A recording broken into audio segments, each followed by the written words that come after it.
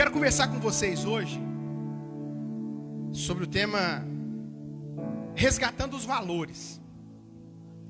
Efésios capítulo 2, versículo 10, diz assim: porque somos criação de Deus, realizada em Cristo Jesus para fazermos boas obras, as quais Deus preparou de antemão, para que nós as praticássemos. Deus, eu quero te agradecer pelo teu amor, tua graça, por tudo que tens feito por nós aqui. E que essa palavra, a minha oração é que essa palavra entre em cada coração como uma semente. Nós viemos aqui para poder receber a instrução do seu Espírito para as nossas vidas. Nós não viemos aqui apenas para um encontro casual. Nós viemos aqui prestar um culto ao Senhor. Nós esperamos que nós tenhamos chamado a sua atenção aqui no período do louvor. E agora nós queremos ouvir a sua voz. Então, fique à vontade. E assim como o Senhor ministrou essa palavra no meu coração, ministra no coração da sua igreja hoje. Em nome de Jesus. Amém. Então, de acordo com Paulo, nós somos criação de Deus, realizada em Cristo Jesus para fazermos boas obras. Para fazermos boas obras. E eu quero falar sobre valores, porque os nossos valores determinam a forma como nós comportamos e interagimos com outras pessoas. Às vezes você pode achar que não, mas são os seus valores que te guiam. Eu já conheci pessoas que reconheceram fortunas para trabalhar longe da família e recusaram, porque um dos seus fortes valores é a família. Não que aquelas pessoas que trabalham longe da esposa ou longe do marido, dos filhos, como na nossa cidade, nós temos vários representantes que às vezes viajam 30, 40 dias e voltam. Não que essas pessoas não tenham família como um dos valores, mas eu, por exemplo, não consigo ficar longe da minha família. Se fosse para eu trabalhar em uma empresa que eu tivesse que ficar 30, 40 dias fora, eu não aguentava, porque a minha esposa e o meu filho, para mim, é tudo. Eu não consigo ficar sem eles. Então, os valores são importantes quando resguardados de forma racional. E quando resguardado de forma racional, ele nos impede de tomar decisões que venham a prejudicar tanto a nós, quanto aqueles à nossa volta. A cada dia que se passa, eu fico preocupado, porque a nossa sociedade se afasta de seus valores. E nós precisamos resguardá-los. Eu, apesar de novo, eu sou alguém que guardo os princípios e os valores da palavra de Deus. Eu fui ensinado, instruído assim desde criança. E se nós não tomarmos cuidado, sem que a gente perceba, nós somos levados a quebrar esses princípios e valores. Eu me lembro de quando eu era criança e como eu era feliz. Não que eu não seja. Mas hoje, o quanto que de repente crianças são privadas e o quanto que nós somos impedidos de fazer uma brincadeira, né? Então, eu me lembro como as nossas brincadeiras eram saudáveis, com os meus amigos de escola, com os meus irmãos, com os amigos da vizinhança. Hoje em dia, as crianças brincam com seus smartphones, com seus tablets, e não que é errado, você não pode tirar isso dos seus filhos, porque nós estamos nessa geração, nós estamos nessa era. Porque senão chega um ponto que o coleguinha de escola pergunta: você tem um iPad? Ele vai perguntar: que é isso de comer? Né? Mas eu lembro que a gente brincava era de bolinha de gude. A gente brincava era de barranco. Nós não podíamos ver um barranco. Barranco, você sabe o que é barranco ou não? Barranco é uma ladeira. Não sei como é que fala isso aqui, mas é uma ladeira. A gente colocava umas caixas de papelão e aquilo ali, a gente saía capotando e, por incrível que pareça, sobrevivia. Hoje os filhos da gente não podem andar descalço. Menino, você machuca o pé. O meu irmão já caiu da laje soltando pipa. Marcinho. Ele achou que estava na rua, esqueceu. E ele era bom de pipa, o Marcinho. E ele vendia as pipas. Era quase um empresário. E em cima da laje, soltando pipa, foi afastando, achando que estava na rua. Quando foi ver, no chão, moeu o osso do calcanhar. Até hoje ele tem platina. Quase que ficou sem andar. Tem platina, por isso que é frio de jogar bola com ele. Ele tem pé de ferro. Eu caí da laje também. Eu cheguei a cair da laje. Por isso que eu sou meio assim. Eu vou me controlar hoje. Mas eu cheguei a cair da laje também. A minha mãe tinha operado do pulmão, descobriram água no pulmão dela, ela operou. Meu pai, um homem sempre de Deus, fazendo almoço. Minha mãe acamada, não podia levantar da cama. Estava construindo uma casa nova, né? E eu subi em cima, fiquei rodando. Quando eu fui descer, eu vi 2 escadas. Já aconteceu esse negócio com você? Que você fica rodando e vê 2, 3, 4 coisas? Pois é. E qual escada que eu tinha que descer? Na falsa. Caí com o rosto no chão. Fiquei desacordado. Meu pai orou. Ô Senhor! Ele conversa assim mesmo. Se o Senhor tem um plano na vida do meu filho, faz ele reviver. Segundo ele, eu coloquei para fora uma bola de sangue. E aí me levaram para o hospital muito rápido. Como Deus tinha um propósito na minha vida, na sua vida, nós estamos aqui hoje. Mas eu lembro que caiu da laje. Esses dias eu estava na casa de um casal. E aí o Benjamin foi cair na escada. Falei, caiu. Uns 5 degraus. O casal ficou impressionado com o meu nervosismo. Para quem caiu da laje? Caiu da escada. Tá bem, filho? Vamos embora para frente. Vamos lá. Vamos para cima. Eu me lembro que brincadeiras saudáveis, eu chamava os meus amigos de negão. Falava que lá de ser preto, rapaz. Você negro, sou. Eu chamava ele de picolé de asfalto. Eu chamava de tanta coisa. Eles me chamavam de branquelo, me chamavam de dumbo. Sabe? E eu me chateia porque hoje nós estamos na geração do mimimi. Que preguiça. Sabe? O gordo não é mais gordo, ele tem excesso de fofura. Eu gostaria que você ficasse de pé. Nós não estamos terminando. Mas eu gostaria que você ficasse de pé, porque nós vamos fazer uma reflexão. Você vai levantar sua mão. Você acredita? Você acredita? Diz amém. Então você vai levantar sua mão. Faz assim com sua mão. Olha para sua mão. Agora faz assim comigo. Faz assim, faz assim, faz isso. Faz assim com sua mão. Faz assim, faz assim, faz assim, faz assim. Coloca na barriga. Agora segura e faz assim, ó. Diga assim, isso aqui é minha responsabilidade. Pode se sentar e aplauda você. Pode aplaudir você, que você é maravilhoso. Mas me chamou de gordo. E você vai fazer o que para melhorar essa situação?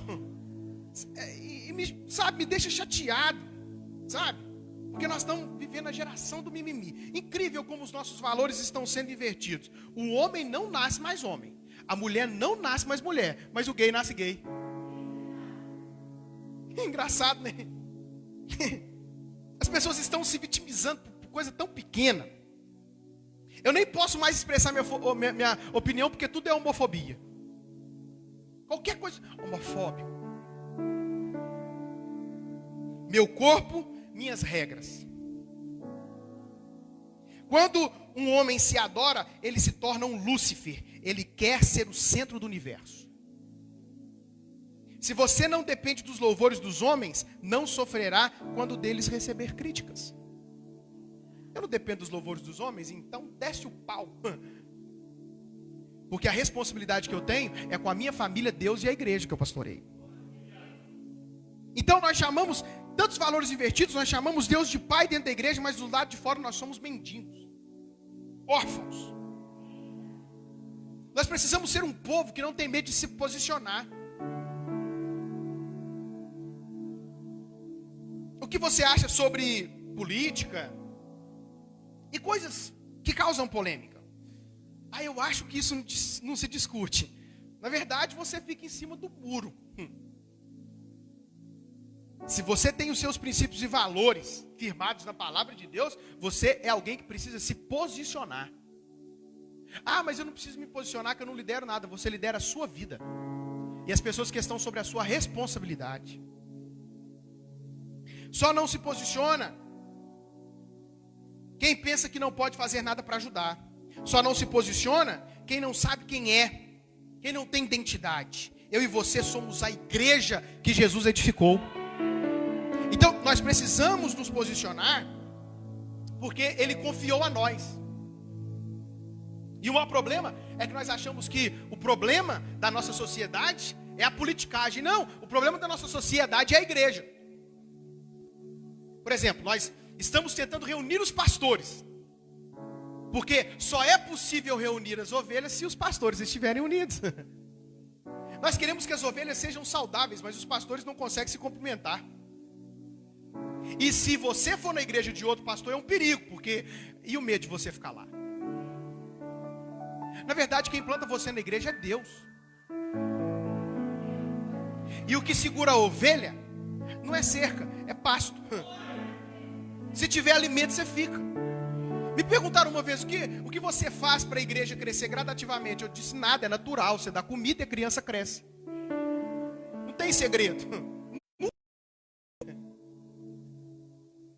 E aí você pode estar pensando, pastor, mas eu não gosto desse tipo de pregação. Então, eu gosto de comer chocolate, sanduíche, panqueca, pizza.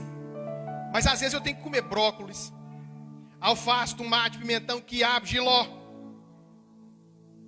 Eu prefiro um sanduíche, mas às vezes eu tenho que comer isso, porque senão eu vou ficar desidratado, desnutrido.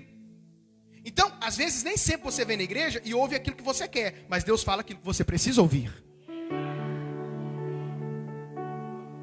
Então, nós precisamos nos inspirar em homens de sucesso na Bíblia, que não negociavam seus valores. Daniel é uma delas. Na primeira invasão de Jerusalém por Nabucodonosor, rei da Babilônia, durante o cativeiro babilônico de Judá, profetizado pelo profeta Jeremias, aparece um personagem que se destaca, mantendo-se puro em situações que incluía até em risco de morte. Então, Nabucodonosor diz, traga os jovens, filhos de realezas. Eu quero conhecê-los e eu quero que vocês treinem-os, a fim deles servirem no meu reino. Dentre eles aparecem Daniel e os seus 3 amigos. Gosto daquilo que a Bíblia diz em Daniel 1:8. Daniel, contudo, decidiu não se tornar impuro com a comida com o vinho do rei e pediu ao chefe dos oficiais permissão para se abster deles. Porque o rei falou assim, eu quero que vocês façam banquetes e depois de 3 anos bem alimentados e cuidados, eu vou voltar. E Daniel assentou no seu coração, ele decidiu não se tornar alguém impuro. Daniel era um judeu e foi para a Babilônia e não se corrompeu. Então você precisa de entender que não é o ambiente que te faz, você que faz o ambiente. Quando você põe o pé, as coisas mudam. Ah, o crente não pode fazer faculdade, você vai ficar bobo pro resto da sua vida por causa dessas coisinhas. Você é alguém que pode crescer em Deus, entenda isso. E quando você coloca o pé em algum lugar, você é que muda o ambiente. Existe problema de você andar com pessoas não crentes? Não. Mas aí quando você está no meio dessas pessoas, quem dita a regra? Você ou eles? Quais são os papos? É de Bíblia, de renovação? Você tem prazer de falar de Deus ou você se esconde? Você de repente pode estar precisando experimentar a verdadeira conversão. Então, como passou a primeira prova de Daniel, Deus deu para ele muitíssima inteligência. Daniel capítulo 1, 17 e 19. A esses 4 jovens, Deus deu sabedoria e inteligência. Vocês decidiram não se contaminar. Tome inteligência e sabedoria.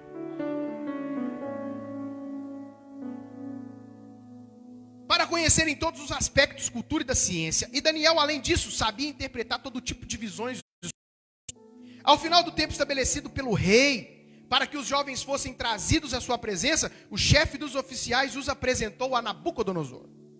O rei conversou com eles e não encontrou ninguém comparável a Daniel, Ananias, Misael e Azarias, de modo que eles passaram a servir o rei. Pessoas que não abrem mão dos seus valores, têm reconhecimento de Deus. Não encontrou ninguém igual Daniel e os seus amigos. Uau!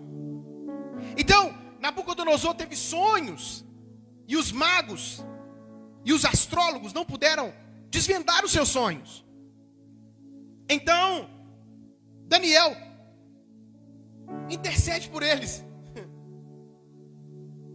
Daniel capítulo 2 e 48 vai dizer, então o rei colocou Daniel num alto cargo e o cobriu de presentes.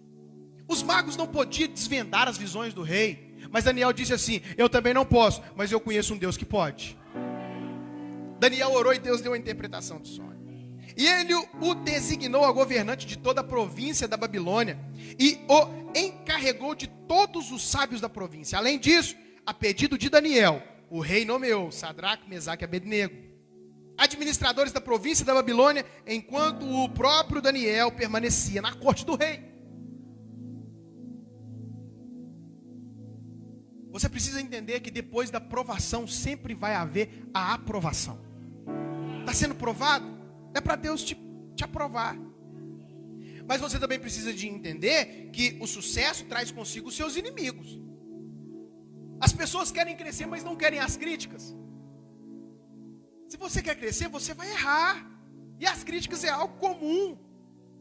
Você só não pode errar sabendo que está errando. Só não recebe críticas quem resolveu viver na mediocridade. Eu resolvi viver uma vida comum e rasa. Como eu sempre fico em cima do muro e não me posiciono, não sou criticado. Nabucodonosor fez uma estátua e lançou um decreto. E quem não cumprisse seria lançado no lago de fogo. Parece os dias de hoje, né? Toda semana eu lanço um decreto. E quem não cumprir é preso. Agora, olha a convicção de quem não negocia os seus valores, os seus princípios. Olha os amigos de Daniel em Daniel 3,16. Sadraque, Mesaque e Abednego responderam ao rei: ó, Nabucodonosor, não precisamos defender-nos diante de ti. Não, nós não precisamos. Vocês vão adorar a estátua ou vão ser julgados na fornalha?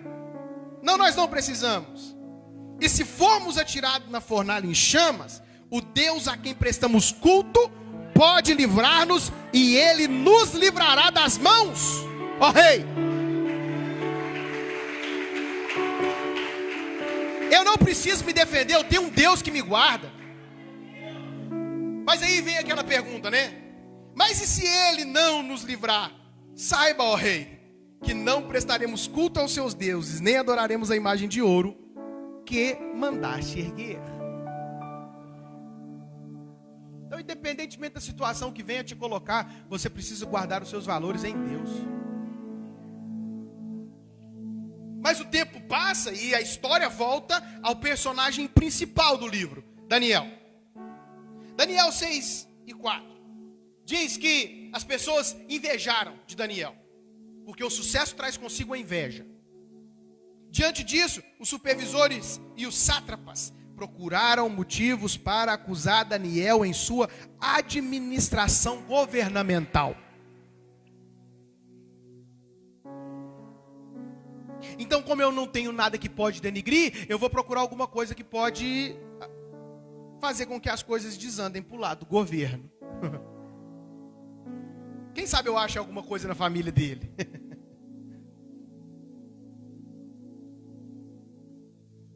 Não puderam achar falta alguma nele, pois ele era fiel, não era desonesto nem negligente. Esse era Daniel. Então, soltaram um decreto. E o incrível é que Daniel soube do decreto e não se desesperou. Quando Daniel soube que o decreto tinha sido publicado, ele ficou sabendo. Que decreto que é esse? Você não pode mais orar. Você não pode proclamar, exaltar outro Deus, a não ser o rei de Babilônia. Então, quando ele soube que o decreto foi publicado, ele foi para casa, para o seu quarto, no andar de cima, onde as janelas davam para Jerusalém, para lembrar da terra prometida. 3 vezes por dia ele se ajoelhava e orava, agradecendo ao seu Deus, como costumava fazer. Então, Daniel, já que você fez, você vai ser jogado na cova dos leões. Como a gente tem inveja e não quer que você governe, de repente a gente te dá uma facada.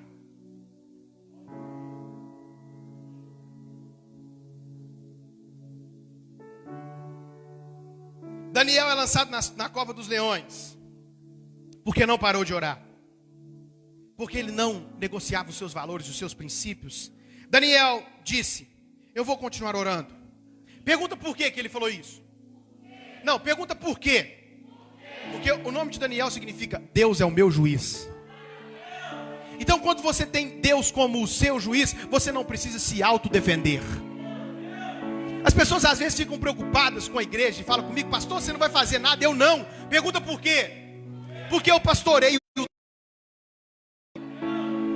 Toda a igreja é Deus. O que falar de José, um homem que tinha de tudo para se corromper? Talvez uma das maiores dificuldades de José foi quando a mulher de seu patrão o procurou todos os dias. E ele fugiu. Ele fez o quê? O que Daniel fez? Desculpa, o que José fez? Fugiu.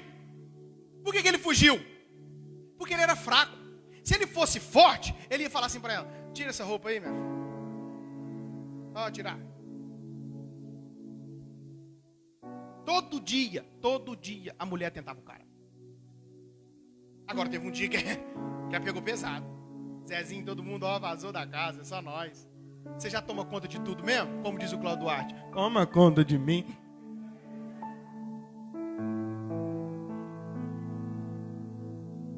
E José falou: eu não ousaria pecar contra o meu Deus.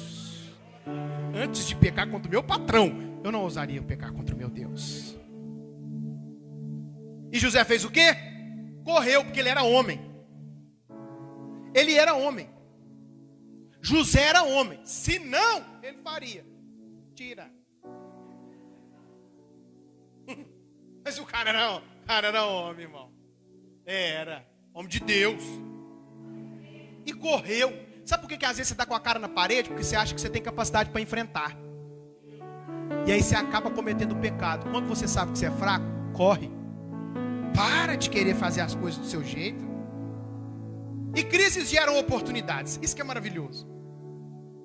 Foi assim que Davi fez. Quando todos estavam com medo do gigante, Davi disse: o que é tão tanto para quem matar esse gigante aí? Disseram para ele: vai ter a filha do rei como esposa e não paga mais imposto. Imagina não pagar mais imposto no Brasil, que máximo. Você enfrenta qualquer gigante, véio. Você está doido? Enfrenta ou não enfrenta? Mas tem o risco de morrer, né? É a coisa natural da vida, né? Então...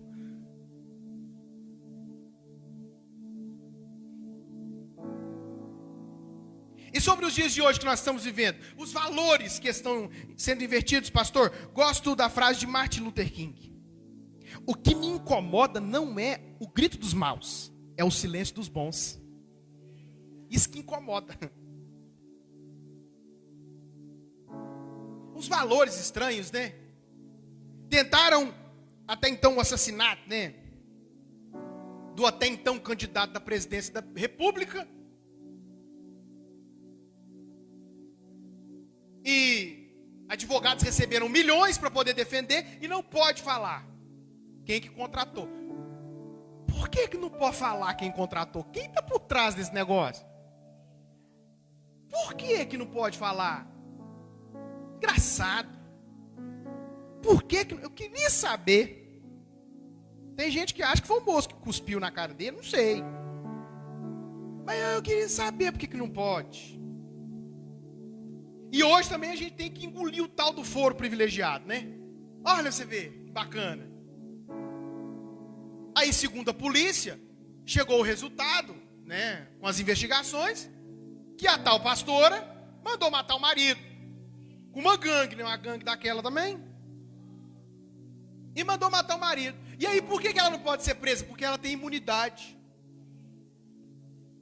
E você não se posiciona. Você entendeu? E aí o que acontece? Quem está no poder, quem é deputado, quem é ministro, quem está no poder pode fazer o que for, porque não é preso, que é imune. Aí pode roubar, pode matar. Aí pode fazer o que quer. E nós tem que ficar calado, né? Pois é. Engraçado.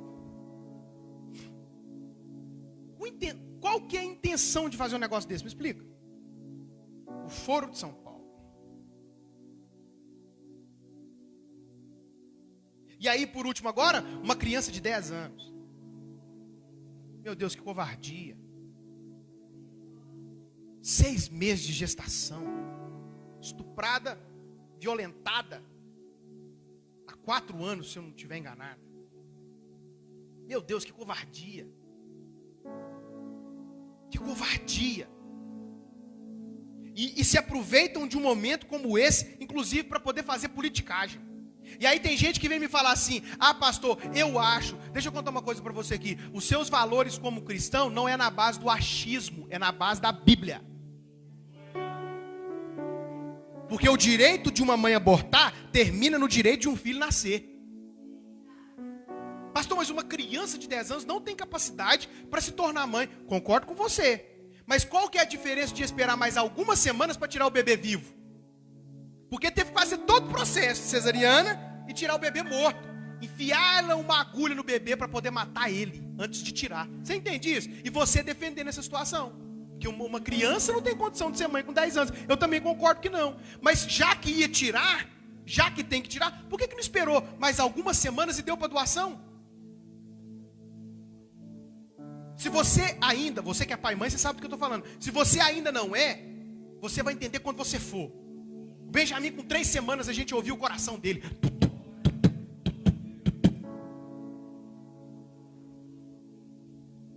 Pastor, mas não tinha como sobreviver. Se você conhecer meu tio, nasceu com 7 meses, o homem chega quase dado o tamanho desse teto aqui da igreja aqui. E pastor gosta de exagerar mesmo. Então a gente, eu acho. Não, irmão, os nossos valores são fundamentados na Bíblia, não é na base do achismo. E aí veio muitas coisas que nós temos que engolir. O mensalão, pretolão, petrolão e agora o covidão, né? Agora é o covidão. Uma pandemia que paralisou igrejas, pastores calados, igreja, né? Todo mundo paralisado. E observe que o bicho cresceu. Era epidemia, agora é pandemia. Cresceu o bicho. E aí politizaram o vírus. O vírus está aí, a doença existe? Existe. Mas no nosso país gostam, né? Em um mundo de 8 bilhões de habitantes, morreram, até hoje, 837 mil pessoas por Covid-19. No Brasil, uma nação com 210 milhões de habitantes, morreram 120 mil pessoas por Covid-19. Em nossa cidade, existe cerca de 55 mil habitantes e morreram 13 pessoas por Covid-19. Aí você diz, pastor, você está achando pouco? 13 pessoas que morreram. Gente, eu me sensibilizo. Qualquer pessoa que vier a falecer, a gente tem que sensibilizar com os familiares. Mas morrer 13 pessoas que já tinham suas comorbidades, a maioria idosos. Eu liguei para uma amiga que mora na cidade vizinha. Eu perguntei para ela, uma cidade menor, e perguntei para ela, Arcos aqui do lado, me conta uma coisa. O número de óbitos na cidade aumentou, diminuiu ou o fluxo continuou? Ela disse assim, quando tem muito é 40, o normal é de 20 óbitos por mês. Quando tem muito, chega a 40, 45. E não teve. Os óbitos, o número de óbitos continuou. E no frio, idosos, geralmente morrem mais idosos mesmo. Então, em 6 meses, na nossa cidade, morreu 13 pessoas. Ô, irmão, deixa eu te contar uma coisa aqui. Se fosse uma pandemia, um negócio para arrebentar mesmo, tinha que ter morrido pelo menos uns 10% da cidade. E não é que eu queria que morresse, não, irmão. Nunca que eu queria que morresse. Mas 13 pessoas em 6 meses... 13 pessoas numa cidade de 55 mil habitantes, você consegue fazer número de porcentagem com isso? Ah, pastor, você fala isso porque você analisa de forma fria. Não, eu tenho um pai que tem problema de coração, pressão alta, diabético e agora insuficiência renal. O meu irmão foi perguntar para a médica dele, ele é do grupo de risco? Ela falou, não é não. E eu falei para ele, pai, você tem que ficar dentro de casa. Ele falou assim, e que soldado que você viu fugindo da guerra? Aí, meu irmão, ele está correndo os riscos dele. Agora, ele confia em Deus. Pastor, mas ele está arriscando. Beleza, mas é um problema dele. Estou falando para você, porque eu fico preocupado. Eu estou com meu pai lá, eu tenho minha avó que está em situações difíceis. Mas o problema é da politicagem que faz o nome do negócio. Isso é sério, porque nós perdemos o direito de ir e vir. Acho engraçado as pessoas falando, né? Se eu ficar na grande tribulação, eu não aceito a marca da besta. Como que você acha que vai ser a marca da besta? A marca da besta vai ser mais ou menos assim, ó. Quem não colocar máscara não entra no supermercado para comprar. Você fala que não vai aceitar a marca da besta, mas nós aceitamos a máscara facinho. Ou não foi? Eu nem sei se você vai aceitar, não sei se você vai estar aqui.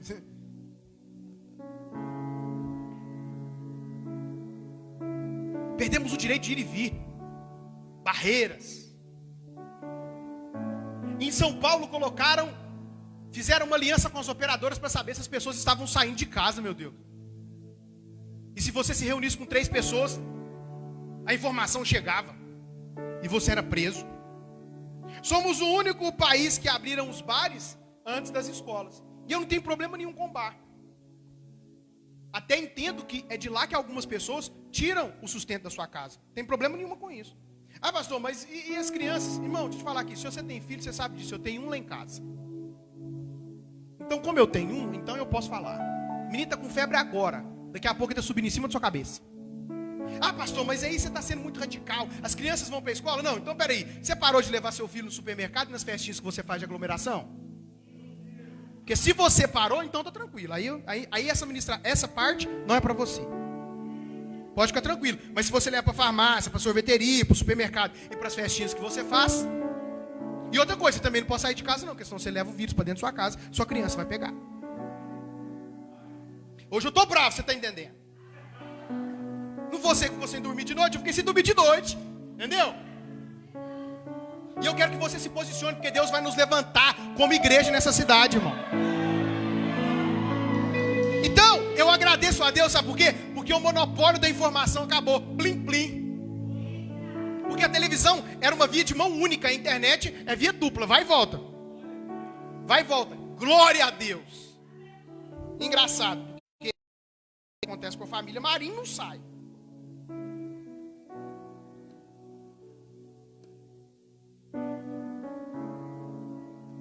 Eu estou preocupado porque os seus filhos estão rebeldes e você prefere bater do que ensinar. Pergunta por quê?